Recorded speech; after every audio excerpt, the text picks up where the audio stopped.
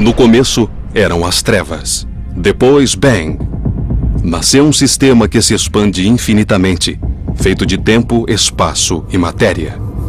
Vamos investigar além do que jamais se imaginou, além dos limites de nossa existência, em um lugar chamado o Universo.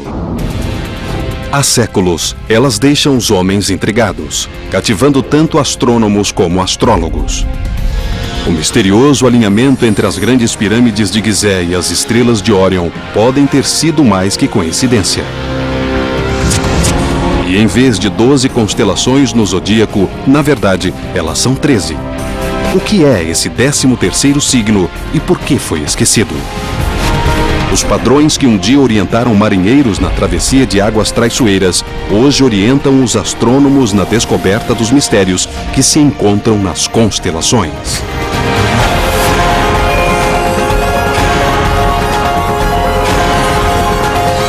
O Universo. Constelações. Antes da internet e antes do cinema, os céus noturnos e as constelações eram os maiores espetáculos que tínhamos. Esta galeria de estrelas não forma apenas figuras bonitas. Ela contém uma ampla amostra de tipos de estrelas. Através das constelações, podemos aprender muito sobre a galáxia e sobre todo o universo. Antes dos dispositivos de navegação high-tech, do GPS e até da bússola, havia as estrelas. Como a sinalização de uma estrada, as constelações nos ajudam a encontrar o caminho. Elas dão direção, distância e rumo. Na Terra, para dizer onde se localiza uma coisa, damos as coordenadas, em latitude e longitude. Na Terra, isso significa a latitude é a medida de distância entre o Polo Norte e o Polo Sul. E longitude é a distância de leste a oeste. O outro sentido.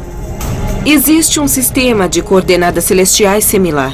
Mas as coordenadas não se chamam latitude e longitude. Chamam-se declinação e ascensão reta e são simples extensões diretas da latitude e da longitude da Terra, projetadas nos céus. Os antigos navegadores usavam esse diagrama imaginário para plotar as estrelas e se orientar nos mares. Não é um tipo preciso de indicador de direção, mas com certeza é uma pista para manter o pessoal alerta para os amplos caminhos pelos mares. Com um sextante, os marinheiros conseguiam recorrer a estrelas como a Polaris para navegar. Isto é um sextante, um instrumento para a navegação celestial.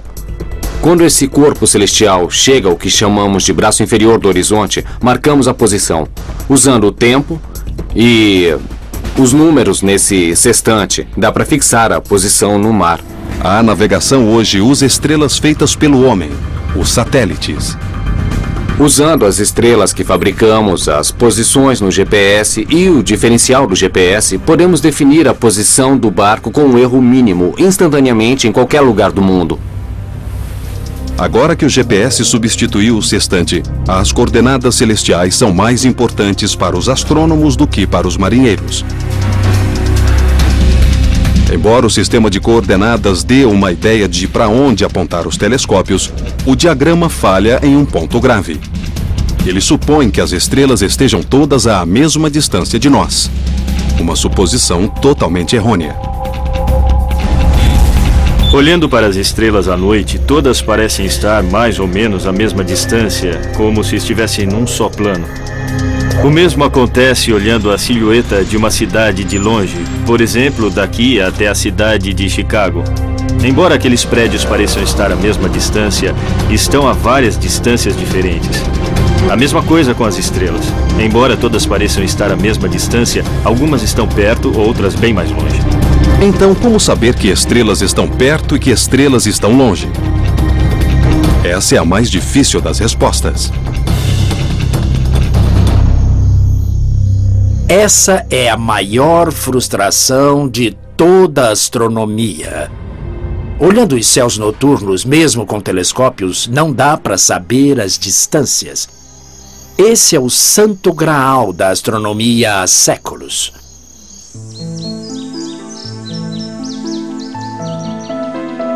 Estamos na Floresta Nacional de Angeles. Tenho aqui comigo um mapa das trilhas e quero fazer uma caminhada. Acho que vou para as cascatas Switzer, que no meu mapa não parecem muito longe. Uns 1.500 metros. Mas o problema é que eu posso estar subestimando a dificuldade da caminhada, porque meu mapa não leva em consideração um fator muito significativo, a elevação. Então, na verdade, minha caminhada de 1.500 metros pode acabar sendo uma subida de 3 quilômetros. É o mesmo com o meu mapa de constelações, que não diz a verdadeira distância entre duas estrelas. Embora pareçam estar lado a lado, uma pode estar bem mais longe do que a outra, e eu nunca vou saber se considerar só as coordenadas celestiais. Como os trilheiros na mata, os astrônomos confiam em pistas para avaliar as distâncias em nosso vasto e misterioso universo. Então, quando andamos na floresta, mesmo sem um mapa que informe a elevação, podemos usar nosso conhecimento da topografia local e os tipos de árvores para indicar a altitude. Por exemplo, certas árvores preferem elevações mais baixas, outras preferem grandes altitudes. Os astrônomos também usam certos tipos de estrelas de referência como sinais familiares, como medidas de distância. A primeira ferramenta no kit dos astrônomos é o fenômeno da paralaxe, uma coisa que usamos todo dia em escala menor para ver o mundo em 3 dimensões. Para entender a paralaxe, basta um exercício muito simples que qualquer um pode fazer. Olhe para o seu dedo. Depois, olhe para uma coisa bem distante. Se usar o olho direito e alinhar seu dedo com um objeto à distância, e depois usar o olho esquerdo, vai ver que seu dedo parece, na verdade, se mexer dramaticamente. Essa aparente mudança é causada pela distância entre nossos 2 olhos. Os astrônomos medem a paralaxe só olhando para uma estrela em uma posição e depois olhando para ela de novo 6 meses depois, quando ela já se afastou o máximo possível do nosso ponto de observação. Porque em 6 meses a Terra chegará à maior distância possível da posição original. Quanto mais perto a estrela, maior a paralaxe. O problema é que as estrelas não estão muito perto. Mesmo o ângulo de paralaxe da estrela mais próxima de nós, a Próxima Centauri, é difícil de medir. É menos de 1 segundo de arco. O que é 1 segundo de arco? São 360 graus num círculo. Cada grau tem 60 minutos de arco. E cada minuto de arco tem 60 segundos de arco. A Próxima Centauri tem uma paralaxe de 7 décimos de segundo de arco. É muito pequena. Para transpor a distância até estrelas mais distante ainda, os astrônomos contam com um sinal de orientação familiar, da mesma forma que a guarda costeira usa um farol. Os homens e mulheres da guarda costeira sabem que todo farol tem uma frequência de pulsação diferente. Um pode brilhar 2 vezes por minuto, o outro 4 vezes. Eles podem usar isso para determinar sua posição exata só com base no padrão. Do mesmo jeito, os astrônomos podem usar um farol cósmico chamado estrela variável pulsante. A constelação de Cefeu, batizada com o nome do rei mítico da Etiópia, tem 57 estrelas visíveis, inclusive a Delta Cephei, uma estrela variável que é o protótipo das variáveis pulsantes. Por uma sutileza da natureza, as cefeidas marcam o tempo como um metrônomo. Quanto maior e mais brilhante, mais devagar a cefeida vai pulsar. O que nós fazemos é achar uma variável pulsante, medir seu período de pulsação, que pode ser de 10 ou 60 dias, e obter uma vela padrão. Só então poderemos determinar a que distância essa estrela está. Uma vela padrão é uma base de comparação. Uma estrela de luminosidade e distância conhecidas que se pode comparar com estrelas semelhantes. Uma lâmpada brilha com uma certa luz que corresponde a uma certa quantidade de watts. Mas essa luz vai parecer muito mais brilhante se você estiver bem perto da lâmpada do que se estiver a 3 metros dela. Então, a luminosidade da estrela não muda. É aquela. Mas a magnitude aparente depende de onde você está, da distância em que está. Se está perto do objeto ou se está olhando do outro lado da rua. Se uma cefeida não parece tão brilhante, deve estar muito longe. Os astrônomos conseguem calcular a distância com base na palidez de sua aparência.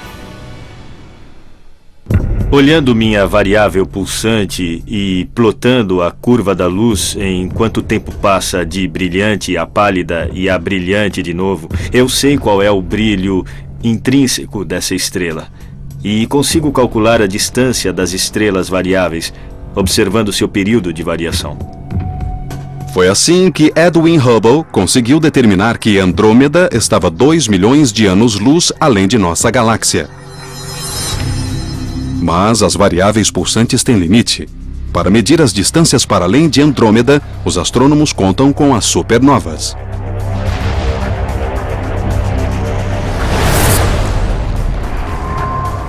Acontece que as supernovas também podem ser classificadas como velas padrão. As supernovas de tipo 1A são todas iguais em todo o universo. Nós sabemos como calibrar, e é assim que determinamos as distâncias até o Big Bang, o próprio limite do universo. Examinando o Big Bang, os cientistas quase conseguem ver o começo dos tempos, 300 mil anos depois. Até nossas constelações mais conhecidas têm muito a nos ensinar sobre o cosmo.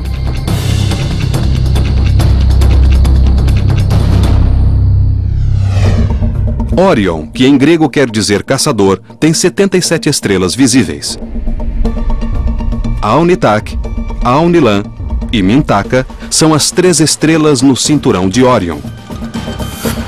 Nos tempos modernos, ao caçar Órion, os astrônomos acharam uma variedade de objetos impressionantes.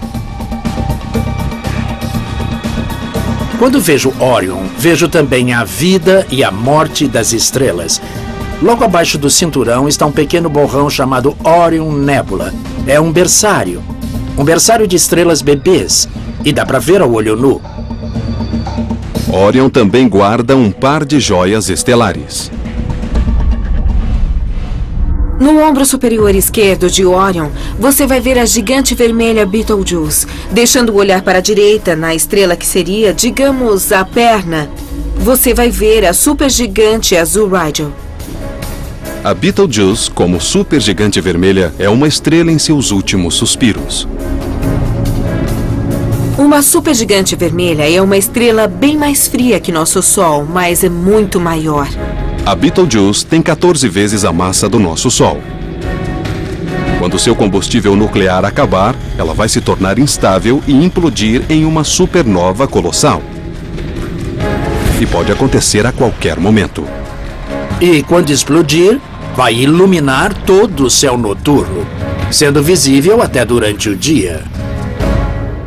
Talvez já tenha explodido. Está a 427 anos-luz da Terra. Ou seja, talvez já tenha explodido, mas ainda não deu tempo da luz chegar até nós.